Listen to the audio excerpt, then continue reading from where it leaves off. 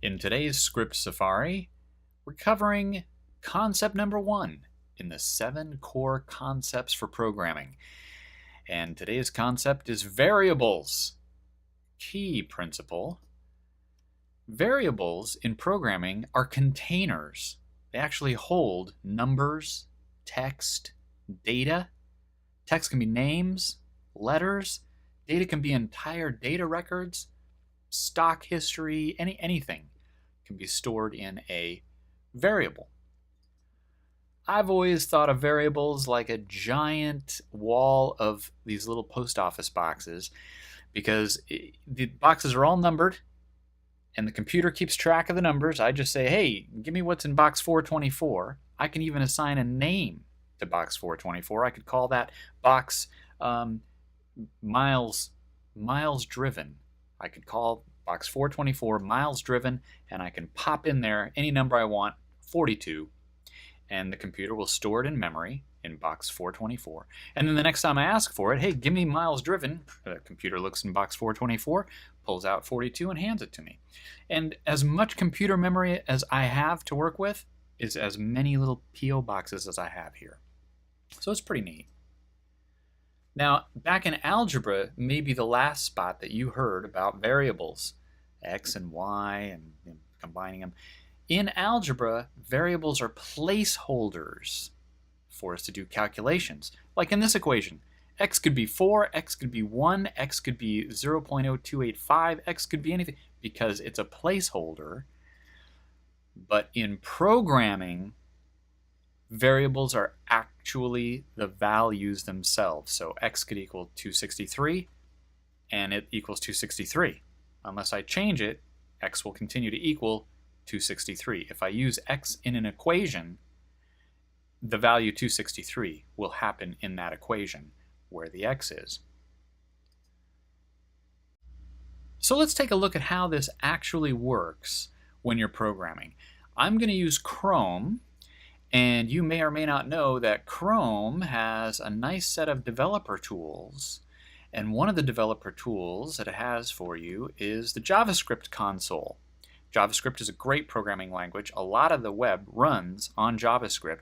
And we can just choose JavaScript console, and we pop open this little lower console down here, which lets us interact with the JavaScript language directly. Now, this JavaScript down here is in the environment of the web page that I've loaded. So if you open your JavaScript console on something like a Google page or a page from a large site that you have loaded, you might find some interesting stuff popping up. You might see some error messages or what have you. I've picked a very clean page here for us to experiment with a few variables. Now, in this console, it's very handy. If I type a variable name like x and hit return, JavaScript, this console, will just immediately say, oh, he wants to print x. He wants the value of x. And you notice here, it gives me a reference error. It says x is not defined. Oh, that means we've never named one of those little mailboxes. We've never named any of those mailboxes x, and we've never put anything in there. So let's do that now. X equals 19. When I press enter, it comes back and says, oh, okay, x is 19. All right, let's do another variable named q, and I'm going to say that q equals 5. Press enter, q equals 5. Okay, it's stored that in there. Now when I type x, it tells me 19. What if I type x plus q? Adds them together for me. What if I say x times q? We use asterisk in most programming languages for multiplication. 95. Well, what about x divided by q? 3.8. What about q divided by x? There's you go.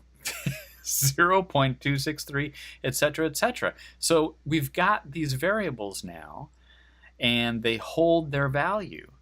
Now, if I were to say x equals x plus 20, it gives me the new value for x. Instead of 19, it's 39. And it will continue to hold 39 unless I assign it, using the equal sign, a new value. Variables can also hold text.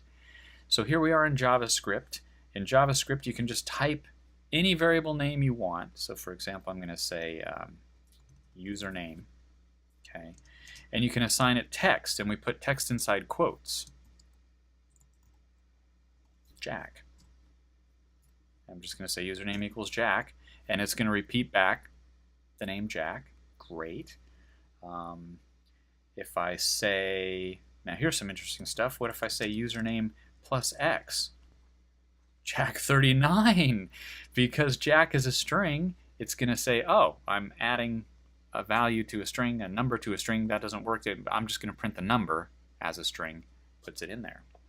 What if I say Q plus username plus X? 5 Jack 39. Again, the string overrides the output of it, because again, if I say what's X plus Q, comes out a number. Ooh, X plus Q plus username. You can see all the experiments you can do. It adds them together and then prints Jack. Now that is a different result in different programming languages. So you'll want to do testing, playing around with whatever programming language you're learning. But that is the core of variables.